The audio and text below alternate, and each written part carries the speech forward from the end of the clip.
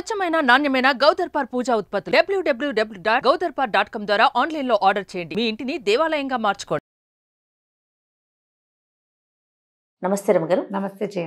రమగారు, మనం చందమామ కథల్లో ఇదివరకు ఆఫ్రికా కథలని, రష్యా కథలని, జపాన్ కథలని ఇట్లా వేరే దేశాలు వాళ్ళ స్టోరీలు చెప్పుకున్నాం కదా, అలాంటివి ఏదైనా చెప్తారా? అంటే జానపద కథలు కొన్ని మనకి పాత చందమామల్లో వచ్చేవి, బాగుండేవి. వేటగాడి కథలని అవన్నీ ఇవన్నీ మంచి మంచి కథలు వచ్చేవి. ఈవెన్ మనం ఇది ఉంది కదా మన జంగిల్ బుక్, అది కూడా మనకి చందమామ కథల్లో తెలుగు పుస్తకాల్లో ఉంది. నాకు బాగా చిన్నప్పుడు, ఓకే ఓకే, ఇంచుమించు ఎర్లీ 70s అట్లా వచ్చింది. ఓకే, 60s కూడా వచ్చింది అది, అదే కథలు. ఓకే. అయితే ఈ కథల్లో జానపద కథలు దేశ విదేశాల జానపద కథల్లో జపాన్ కథ అయి ఉంటుంది ఇది, లేదా చైనా కథ, అలాంటిదే అన్నమాట. అయితే ఒక ఆయన రాజప్రతినిధిగా పనిచేసేవాడట. అయితే ఏంటంటే ఈయన రాజప్రతినిధి కాబట్టి బాగా తోటలు, దొడ్లు, ఇళ్ళు, వాకిళ్ళు చాలా ఉన్నాయి. ఆయనకి కుమారుడి చిన్నతనంలోనే భార్య గతించింది. పిల్లాడు కొంచెం పెద్దవాడయ్యాడు. అయితే ఈయన ఏం చేశాడంటే రాజప్రతినిధిగా ఉద్యోగం విరమణ చేసేసాడు. ఉద్యోగం మానేసుకున్నాడు, పదవి విరమణ చేసేసి తన ఆస్తులు, తోటలు అన్నీ చూసుకుంటున్నాడు. కుర్రాడు కొంచెం పైలా పచ్చేసేవాడు, కొడుకు, పెద్ద కొడుకు. వాడు ఏమన్నాడంటే, నాన్న నీకు ఇవన్నీ ఎందుకు, హాయిగా రిలాక్స్డ్గా ఉండు, నేను చూసుకుంటాను అంటే ఆయన ఒప్పుకోలే. నేను ఇంకా రిలాక్స్ అవ్వాలని అంత ముసలాన్ని అయిపోలేదు కాదన్నాడు. సరే ఆయనే చూసుకునేవాడు, రోజు గుర్రం వేసుకుని తిరుగుతూ ఉండేవాడు. ఒకసారి ఒక అమ్మమ్మ మనవరాలు ఒక చెరువు దగ్గర బట్టలు ఉతుకుతూ కనిపించారు. పిల్ల చాలా బుద్ధిమంతురాలుగా ఉంది. అమ్మమ్మకి ఆ పిల్ల పనిచేస్తున్న పని సాయం, ఆ పిల్ల పనితీరు ఈయనకి ఎంతో నచ్చినాయి. భార్య లేదు కదా, అందుకని ఈయన ఏం చేశాడు, ఆ ముసలమ్మతో ఏం మాట్లాడాడంటే, నీ మనవరాలను నాకు ఇచ్చి పెళ్లి చెయ్యి, మరి నా ఆస్తిలో కొంత భాగం అమ్మాయికి ఇస్తాను, తర్వాత నువ్వు కూడా మాతో పాటే ఉండొచ్చు, నువ్వు ఇలా కష్టపడుతూ పిల్లల్ని పెంచుకోవాల్సిన పని లేదు అని ఒక 18 ఏళ్ళ అమ్మాయి అడిగాడు. అడిగేసరికల్లా వాళ్ళు కూడా ఏమనుకున్నారంటే, వాళ్ళ దగ్గర రూపాయి లేదు, కూతురును అల్లుడు చనిపోతే ఆ పిల్లని అమ్మమ్మ పెంచుకుంటుంది, ఏదో కష్టపడి ఎలాగో బతుకుతున్నారు. రాజప్రతినిధి ఇంత ఆస్తిపరుడు పెళ్లి చేసుకుంటారంటే రెండో పెళ్లి అయితే మాత్రం ఏమైంది అని చెప్పేసి పిల్లనిచ్చి పెళ్లి చేసింది. ఆ ముసలమ్మ కూడా వచ్చి వీళ్ళతో పాటే ఉండేది. ఈయన పెద్ద కొడుకు, రాజప్రతినిధి పెద్ద కొడుకు ఆ మాట అసలు నచ్చల, చాలా కోపం వచ్చింది. ఇంత చిన్న అమ్మాయిని పెళ్లి చేసుకోవటం ఏమిటి, అతనికి కూడా పెళ్ళి అయింది. ఇంచుమించు కొడుకు పెళ్ళి, నాన్న పెళ్ళి దగ్గరగానే అయినాయి. కాలక్రమంలో నాన్నకో కొడుకు పుట్టాడు, కొడుకో కొడుకు పుట్టాడు. పెళ్లి చేసుకున్నాడు కదా మరి అమ్మాయిని. సరే అయితే విసుగ్గా ఉండేది, కొడుక్కి నచ్చేది కాదు. ఈ సవితల్లి మీద రకరకాల మాటలు అనేవాడు. ఇంత వృద్ధుడు ఈ పిల్లాడు, ఆయన పిల్లాడు అయి ఉండడని, ఇలాంటివని అలా ఏవో పిచ్చి పిచ్చిగా మాట్లాడేవాడు. ఆస్తి కోసమే చేసుకుందని చుట్టాల దగ్గర పక్కాల దగ్గర అనేవాడు. కానీ ఆ అమ్మాయి ఏమి తిరగబడి అనేది కాదు, ఆయన ఊరుకునేవాడు కొడుకుని. సరే తర్వాత పిల్లాడిని స్కూల్లో చేర్చారు. 4 ఏళ్ళు 5 ఏళ్ళు వచ్చాక అన్నయ్య కొడుకు కూడా అదే స్కూలు.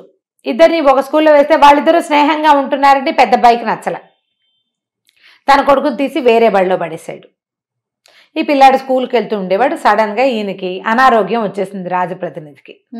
చిన్న భార్యని దగ్గరికి పిలిచి, పెద్దవాడిని పిలు అని చెప్పి, అనారోగ్యం వచ్చింది, ఇక నా వల్ల కాదేమో నాయన, నేను బతకనేమోరా అని ఏం చేశాడు, ఒక పుస్తకంలో తనకున్న ఆస్తులు వివరాలు అన్నీ ఉన్నాయి. ఆ పుస్తకం పిల్లవాడి చేతిలో పెట్టాడు, కొడుకు చేతిలో పెట్టి, సరే నీ చిన్న తల్లిని, నా చిన్న భార్యని, పిల్లాడిని జాగ్రత్తగా చూసుకో, పిల్లవాడు పెద్ద అయ్యేదాకా నువ్వే కాపాడు, పెద్ద అయ్యాక 10 ఎకరాల పొలము, తూర్పున ఉన్న ఇల్లు వాడికి ఇవ్వు. నా చిన్న భార్య ఒకవేళ వివాహం చేసుకుంటానంటే ఆమెను వదిలేసి, రెండో వివాహాలు అక్కడ ఉన్నాయి ఆ ఊళ్ళల్లో, అదే ఒకవేళ ఆమె కుమారుతో పాటే పిల్లాడితో పాటే ఉంటానంటే ఆవిడని కూడా జాగ్రత్తగా చూసుకో. ఆ బుక్లో తన ఆస్తుల వివరాలన్నీ ఉన్నాయి, చిన్న నోట్బుక్. ఆ పుస్తకం ఎత్తి పెద్ద కొడుకు చేతిలో పెట్టాడు. పెట్టేసరికల్లా అతను వెళ్ళిపోగానే, సరే నాన్న దాందేముంది, నువ్వు అలాంటివేం బాధపడకు, తమ్ముడు మాత్రం నావాడు కదా, పిన్నిని నేను జాగ్రత్తగానే చూసుకుంటాను అని మాటిచ్చాడు. పుస్తకం పుచ్చుకుని వెళ్ళిపోయాడు. ఈవిడ అమ్మాయి ఏడ్చింది, ఆయన రెండో భార్య. అదేమిటి, వీడు మాత్రం నీ పిల్లాడు కాదా, అట్లా అప్పచెప్పావు వాడికి, వాడు వీడిని సరిగ్గా చూడు, నువ్వు అట్లా అనుకుంటే నువ్వు ఆస్తులు సెపరేట్ చేసి ఇది పిల్లాడికి అని ఇప్పుడే ఆ పుస్తకంలో రాసేసి ఇప్పుడే ఇచ్చేయమంటే సరిపోయేది కదా అని ఏడ్చింది. అనేసరికి ఆయన అన్నాడు, కాదమ్మా నీకు తెలీదు, నేను ఈ పిల్లాడికి ఈ ఆస్తి అని నేను ఇప్పుడే గనక పెట్టేశానా, వాడు దుర్మార్గుడు పెద్దవాడు, పిల్లాడిని చంపేస్తే అదంతా వాడికే వెళ్ళిపోతుంది. ఆ దేశపు రూల్ ప్రకారం తమ్ముడు మరణిస్తే అన్నయ్యదే ఆస్తి, నువ్వు చిన్నపిల్లవే, నీకు రక్షణ కావాలి, పిల్లాడికి రక్షణ కావాలి, పెద్ద అయ్యే వరకు నువ్వేమీ ఇవ్వక్కర్లేదు అని చెప్పాను కాబట్టి పెద్ద అయ్యే వరకు నిన్ను వాడిని బతకనిస్తాడు వీడు, కనీసం పెద్ద అయ్యాక అప్పటి సంగతి అప్పుడు చూసుకోవచ్చు అని ఒక చుట్టలాగా చుట్టిన తన చిత్తరు, తన ఫోటో ఒకటి పేపర్ మీద బొమ్మేసి అతను వేయబడిన బొమ్మని ఇట్లా చుట్టలాగా చుట్టుందనమాట. ఈ చిత్తరు, ఇది జాగ్రత్త పెట్టుకో, ఎవ్వరి చేతికి ఇవ్వద్దు, నువ్వు బతకలేని స్థితి, పిల్లాడికి ఏ ఆస్తి దక్కదని అనిపించిన రోజున ఈ ఊళ్ళో ఉన్న న్యాయాధికారుల్లో ఉత్తముడు, మంచివాడు, సద్గుణ సంపన్నుడు అయిన జడ్జి దగ్గర ఈ పేపర్ ఇవ్వు, ఈ చుట్ట ఇవ్వు, పిల్లవాడికి న్యాయం జరుగుతుంది. ఆ రోజు దాకా నువ్వు వీడు బతికుండాలంటే ఈ పుస్తకం పెద్దవాడికి ఇవ్వడమే కరెక్ట్, నువ్వు కావాలంటే పెళ్లి చేసుకోమన్నాడు. అనేసరికి ఈవిడంది, నేను పరుగుల కుటుంబంలోనే పుట్టాను, డబ్బులు లేకపోయినా పిల్లాడిని అనుసరించి ఉంటాను, పిల్లవాడిని పెంచుకుంటాను, కానీ నేను నువ్వు చనిపోయావని వివాహాలు అవి చేసుకోను, పిల్లాడు అధ్వానం అయిపోతాడు అన్నయ్య చేతిలోనని ఏడ్చింది. క్రమంగా కొద్ది రోజులు గడిచేసరికల్లా ఈ రాజప్రతినిధి మరణించాడు. మరణించేసరికల్లా అమ్మయ్య నాన్న అడ్డం తీరిపోయింది కదా. ఈ పెద్ద అబ్బాయి ఏం చేశాడు, వీళ్ళు పెద్ద ఇంట్లో ఉండేవారు, తల్లి తండ్రి పిల్లాడు, రెండో భార్య కొడుకుతోటి. ఈ ఇల్లంతా కురుస్తోంది, కారుతోంది, బాగు చేయిస్తాను అది ఇది అని మాట్లాడి వెనకాల ఉన్న అవుట్ హౌస్లో ఉన్న 3 గదుల ఇంట్లోకి పింతల్ని కుమారుణ్ణి షిఫ్ట్ చేశాడు. చేయించి ఒక పని పిల్లని ఇచ్చాడు ఆవిడకి తోడు. బాగా తోటలు దొడ్లుంటే పనివాళ్ళు ఉండేవాళ్ళు, వీళ్ళింట్లో 12 మంది ఉంటే ఒక పిల్లని ఆవిడకి తోడు ఇచ్చాడు. అక్కడి నుంచి పిల్లని ఏదో మామూలు చిన్న స్కూల్లో వేసేసాడు. రోజు బియ్యం ఇచ్చేవాడు, కూరానార ఏమీ ఇచ్చేవాళ్ళు కాదు, పనిపిల్లకి మాత్రం వాళ్లే జీతం ఇచ్చేవాళ్ళు. ఇక పిల్లాడిని ఈవిడ అమ్మాయి ఏం చేసేదంటే, ముందు నుంచి పేదరికంలో పెరిగింది కదా ఈవిడ రెండో భార్య, ఆవిడేదో బట్టలు కుట్టి అవి ఇవి కుట్టి కూర నార నెయ్యి నూనె ఖర్చు గడుపుకునేది. పిల్లాడు అట్లాగే పాపం పెరిగి పెద్దయ్యాడు. వాడికి ఒక 14 ఏళ్ళు వచ్చాయి.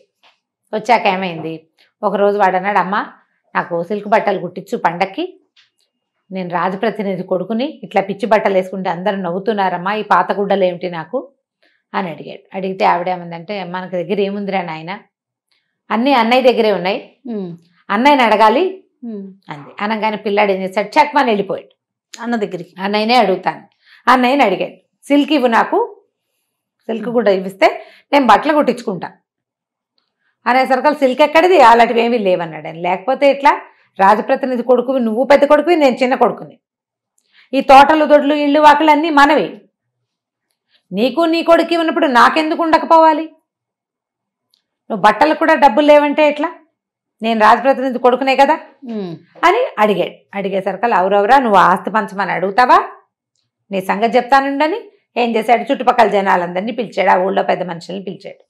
మా నాన్న పిల్లాడిని చూసుకోమని, మా పింతల్ని చూసుకోమని నాకు అప్పచెప్పాడు, పుస్తకం అప్పచెప్పాడు, ఆవిడెదురుగుండానే మా నాన్న చెప్పాడు, పిల్లాడికి బుద్ధి వచ్చాక వాడికి 10 ఎకరాల పొలము తూర్పున ఉన్న ఇల్లు ఇవ్వమని మా నాన్నే చెప్పాడు. ఇప్పుడు వీడు ఆస్తి ఇవ్వు, ఆస్తి వివరాలు అడుగుతున్నాడు, పెద్దవాడైపోయాడు వీడు, అందుకని వీడికి ఇచ్చేస్తానంటే తల్లి లబలబడలాడింది. అయ్యా చిన్నపిల్లాడు, 14 ఏళ్ల వాడు, వాడికి ఏం తెలుస్తుంది, వాడికి ఆస్తి తోటలో దొడ్లు ఏమైనా ఇస్తే వాడు అవన్నీ మేనేజ్ చేసుకోగలడా, చేయలేడు అనేసరికి ఒప్పుకోలే. వీడికి మేనేజ్ చేయలేని వాడు వీడు వచ్చి నన్ను అడిగాడు కదా, ఇప్పుడు నువ్వెట్లా రాజప్రతినిధి కొడుకువో నేను అంతే, నీకు బట్టలకు సిల్క్ ఉన్నప్పుడు నాకెందుకు లేవు సిల్క్ బట్టలు అని అడిగాడు. అంటే వాడు చూసుకోగలడు అనమాట, ఇచ్చేస్తాను అని చెప్పి తూర్పున ఉన్న ఒక పాత ఇల్లు, 10 ఎకరాల ఒట్టి ఊసర క్షేత్రం, ఏమీ పండని 10 ఎకరాల భూమి ఇచ్చేసాడు. పెద్దవాళ్ళంతా మరి ఇంకేమంటారు, తండ్రి రాశాడు కాగితం, చెప్పాడు, ఆ వాక్యాలు పెద్ద కొడుక్కి భార్య వింటుండగా, చిన్న భార్య వింటుండగా చెప్పాడు కూడా. ఈవిడ ఇంకేం చేస్తుంది, తనకున్న 3 గదుల సామాన్లు తీసుకుని వెళ్ళి ఆ తూర్పున ఉన్న ఇంటికి వెళ్ళిపోయింది. వెళ్తే ఇల్లంతా కురుస్తుంది, పాతబడిపోయిన ఇల్లు. ఒక 3 గదులు మాత్రం వాళ్ళు కొంచెం అలవాటుగా ఉంది కదా అక్కడ పని చేసుకోవటం, కొన్ని గదులు కొంచెం సరి చేసుకుని తండ్రి కొడుకు తల్లి ఉండటం మొదలుపెట్టారు. అది ఇప్పుడు ఇంతవరకు అక్కడి నుంచి బియ్యం వచ్చేవి, పనిపిల్ల ఉండేది, ఇప్పుడు రెండూ లేవు. ఈ ఇల్లు ఆ పొలంలో ఏమీ పండవు, తొండలు గుడ్లు పెడుతూ ఉంటాయి. ఈ ఇల్లేమో ఇది పోనీ ఇల్లు అయినా శుభ్రంగా ఉంటే ఎవరికైనా అద్దెకిచ్చి ఇంకోళ్ళని సహాయంగా పెట్టుకోవచ్చు. ఇల్లంతా పాడైపోయింది, రిపేర్ చేసుకోవడానికి వీళ్ళ దగ్గర రూపాయి లేదు. అయితే అప్పుడు ఏమైందట, ఆ రోజుల్లో సంవత్సరం 8 నెలలు ఇట్లా గడిచింది కష్టంగా. వీళ్ళకి చాలా కష్టపడేది పాపం. పిల్లాడి చదువుకి తిండికి ఎంత హింసపడేదో తల్లి. ఆ ఊళ్ళోకి ఒక కొత్త న్యాయాధికారి వచ్చాడు. ఆయన భలే గట్టివాడైతే ఈవిడ ఏం చేసింది, ఒకరోజు కుమారుడిని తీసుకుని ఆయన దగ్గరికి వెళ్ళి అయ్యా నేను ఫలానా అండి, రాజప్రతినిధి రెండో భార్యని, ఇట్లా నన్ను రోడ్డు మీద చూసి పెళ్లి చేసుకున్నాడు, మరి ఆయనకు ముందో కుమారుడు ఉన్నాడు, నాకు ఒక పిల్లవాడు కలిగాడు, ఆయన చనిపోయే ముందు కొడుకేమో ఆ కాయ అది ఇచ్చాడు, నాకు ఇది ఇచ్చాడండి, ఎవరైనా ఉత్తముడైన న్యాయాధికారికి దొరికితే ఆయన చేతికి ఇది ఇవ్వమని ఇచ్చాడు అని ఆ చుట్ట ఆయన చేతిలో పెట్టింది. ఆయన చుట్టంతా ఊడదీసి చూస్తే ఆయన రాజప్రతినిధి యొక్క ఫోటో. అది ఎంతసేపు చూసినా ఏమీ కనపట్టాల. అయితే దాన్ని మళ్ళీ చూడుతుంటే ఏదో కదులుతున్నట్టుంది లోపల. ఏమిటా అని ఆయన ఏం చేశాడంటే ఆ పటాన్ని పట్టుకుని ఒక పక్క నుంచి చింపాడు. దాని వెనకాల 2 కాగితాలు మడతలు పెట్టున్న ఇది కనపడింది. 2 పేపర్స్ ఉన్నాయన్నమాట. సరే ఈయన రాజప్రతినిధి ఆ వెనకాల దాచాడు అదేదో. తీరా చూస్తే అందులో నాకు పెద్ద కుమారుడు దుర్మార్గుడు చిన్నపిల్లవాడిని చంపేస్తాడని ఏర్పాటు చేశాను, తూర్పున ఉన్న ఇల్లు 10 ఎకరాల పొలము ఇవ్వమని చెప్పాను, తూర్పున ఉన్న ఇంట్లో గోడ కింద వీటితోటి కుండలతోటి బంగారము మణులు వజ్రాలు దాచిపెట్టాను, అవి నా చిన్న కుమారుడికి చెందాలి. ఇప్పుడు అవి దాచి ఉన్న సంగతి ముందే తెలిస్తే ఇంకో రకంగా ఉండేది కదా. అక్కడి నుంచి సరే ఈయన ఏం చేశాడు, మర్నాడు 2-3 రోజుల్లో ఈ పిల్లవాడి ఆస్తి మీ అత్తగారు వీళ్ళమ్మ రెండో తల్లి మారుటి తల్లి ఇతని మీద అభియోగం తెచ్చింది, ఆస్తి సరిగ్గా పంచలేదు, 2 కుమారులు అయితే చెరుసగం రావాలి, తూర్పునున్న ఇల్లు పొలము మాత్రమే ఇచ్చాడు అని ఆవిడ అభియోగం తెచ్చింది, మాట్లాడడానికి వస్తున్నానని పెద్ద కొడుక్కి కబురు చేశాడు. ఆయన చేస్తే అతను ఏం చేశాడు, ఊళ్ళో అందరికీ మీ అందరి ముందే మా నాన్న చెప్పిన మాటలే చెప్పే కదా, ఆస్తంతా మీరు చూశారు కదా, మీరు కూడా రండని చుట్టాలని పక్కాలని అందరినీ ఊళ్ళో ఉన్న పెద్ద మనుషుల్ని పిలిచి పోగు చేశాడు. సరే ఈ రెండో భార్య కుమారుడు వాకిట్లోనే నుంచునున్నాడు. న్యాయాధికారి వచ్చాడు లోపలికి. వస్తూ ఆయన మంచి గంభీరంగా ఉన్నాడు. రాగానే ఏమన్నాడంటే ఇంకో కుర్చీ వేయండి వీరికి కూడా అన్నాడు. వీళ్ళేమనుకున్నారు, ఆ తల్లికి పిల్లడికి వేయమంటున్నాడేమో అనుకున్నారు. ఓ కుర్చీ వేస్తే కూర్చోండి అని ఎవరినో కూర్చోబెడుతున్నాడు. తర్వాత ఆ కుర్చీలో కూర్చున్న వ్యక్తితోటి మాట్లాడుతుంటే చుట్టుపక్కల ఉన్నవాడితో ఏమిటి ఈయన ఎవరితో మాట్లాడుతున్నాడు, ఎవరినైనా ఆత్మని ఈయన చూస్తున్నాడేమో అని బెదిరిపోయారు జనం అంతా. అలాగా మీ పెద్దబ్బాయి అదే, మీ చిన్నబ్బాయి ఇదా, మీ భార్య ఫలానా వంశానికి చెందిందా అని ఇట్లా మాట్లాడుతున్నాడు. అలాగే తప్పకుండా మీ అబ్బాయిని అడుగుతాను, అతను సరే అంటే సరే, కాదంటే అతను చేసిందే లెక్క, మీరు చెప్పినట్టే తప్పకుండా చేస్తాను అని నమస్కారం అన్నాడు. అన్నాక ఈ పెద్ద అబ్బాయి అడిగాడు, ఎవరితోటి మాట్లాడతారంటే మీ నాన్నగారట. మా నాన్న ఎక్కడున్నాడండి అన్నాడు. మా నాన్న ఎక్కడున్నాడు, అదేమిటి కుర్చీలో కూర్చున్నాడు కదా, ఎత్తుగా మనిషి, చప్పి దవడలు, పెద్ద పెద్ద కళ్ళు, ముంగమీసాలు, రాజప్రతినిధి వేసుకునే బట్టలు వేసుకున్నాడు అనేసరికి ఆయన అలాగే ఉండేవాడు. పెద్ద పెద్ద కళ్ళు ఆయనవి, దవడలు ఇట్లా కొంచెం పైన ఎత్తుగా ఉంటే కిందకి చప్పిగా ఉంటాయి, పొడుగాటివాడు. రాజప్రతినిధి వేసుకునే బట్టలు వేసుకుని గుర్రం దిగాడు వాకిట్లో, నల్ల గుర్రం అనేసరికి అందరు అవునవును రాజప్రతినిధే ఆయనే ఇక్కడ కూర్చున్నాడు నా పక్కన, నాకు చెప్పాడు మీ ఆస్తి వివరాలు అనేసరికి జనం అంతా నిర్ఘాంతపోయారు. ఏం చెప్పారు, మా నాన్న చెప్పిందే చేస్తాను అన్నాడు పెద్ద కొడుకు. మా నాన్నే చెప్పాడు కాబట్టి ఇప్పుడు మిగిలిన ఆస్తిలో మా తమ్ముడికి ఏం లేదు, ఆయన చెప్పినట్టుగా చేశాను. సరే అయితే దీనికి ఖరారైనా అన్నాడు ఆయన. 100% ఆ పొలం వాడిదే, ఆ ఇల్లు వాడిదే, నేను అందులో నుంచి ఏమీ ఆశించను, వాళ్ళకే ఇచ్చేస్తాను అన్నాడు. సరే అయితే అని, అయ్యా అందరూ వినండి, ఇప్పుడే ఇక్కడ కూర్చుని వెళ్ళినటువంటి రాజప్రతినిధి గారు చెప్పాడు, ఆ తూర్పున ఉన్న ఇంట్లో గోడ కింద ఒక కుండలో బంగారు నాణేలు, ఒక కుండలో వజ్రాలు, ఒక కుండలో వైఢూర్యాలు, ఇట్లా 8 కుండలతోటి బంగారము వజ్రాలు దాచిపెట్టాడు. అది తన చిన్న కుమారుడికే చెందుతుంది. ఊసర క్షేత్రం, ఇంకా పొలం, ఆ పొలం ఉన్నా లేకపోయినా ఇబ్బంది ఏం లేదు, అది ఆ ఇంటిని ఆనుకుని ఉన్న పొలం, అతను ఇంకా ఇల్లు కట్టుకుంటాడు, వెనక్కి పెద్ద రాజభవనం కట్టుకోవచ్చు ఈ డబ్బులతోటి అనగానే పెద్ద కుమారుడు నిర్ఘాంతపోయాడు. తమ్ముడు నేను చెరిసగం అని పంచుకుని ఉంటే ఆ కుండల్లో ఉన్న ఈ కోట్ల రూపాయలంతా సగం 4 కుండలు ఇటు వచ్చేవి, 4 కుండలు గ్యారంటీగా వచ్చేవి కదా, మిగిలిన ఆస్తి దాంట్లో 10వ వంతు కూడా రాదు. కుమిలిపోయాడు, ఏం చెయ్యాలో తెలియక అందరి ముందు ఒప్పుకున్నాడు. ఇక ఏం చేస్తాడు, నోరు గట్టిగా మూసుకుని ఊరుకున్నాడు. ఈయన బయటికి వెళ్తూ, అమ్మా నీ భర్త ఆ చిత్తరువు ఎందుకు పంపించాడంటే ఆ ముఖం ఆయన ఎట్లా చెప్పాడు ఆ గుర్తులు ఆయనకు తెలియదు రాజప్రతినిధి ఎవరో. కేవలం ఆ ఫోటోలో ఉన్న వ్యక్తి నల్లటి గుర్రవెక్కి కూర్చున్నటువంటి ఆ వ్యక్తి ఫోటో చూసి ఆయన్ని వర్ణించాడు ఇక్కడ. అంతే, ఆయన రాలా పెట్ల, జస్ట్ వీళ్ళని అట్లా మభ్యపెట్టాడు అనమాట. ఇప్పుడు రేపొద్దున కనుక ఆ కుర్రాడికి అక్కడ వజ్రాలు వైడూర్యాలు దొరికితే ఇది మా నాన్న ఆస్తి, నాకు సగం కావాలని వాడు అన్నయ్య. నలుగురిలో అతన్ని ఇంకా ఏమీ అనడానికి వీల్లేని పరిస్థితి కల్పించిన తర్వాతే ఆ కుర్రాడికి, ఎందుకంటే ఈ 15 సంవత్సరాలు ఆ పిర్రాడు పెరిగితే వాడికి పాపం ఏమి తిండికి కూడా బట్టలకు కూడా గతి లేకుండా చేశాడు అన్నయ్య. తనతో సమానంగా తమ్ముడిని చూసుంటే బాగుండేది. మనం ఆలోచించకుండా పనిచేస్తాం.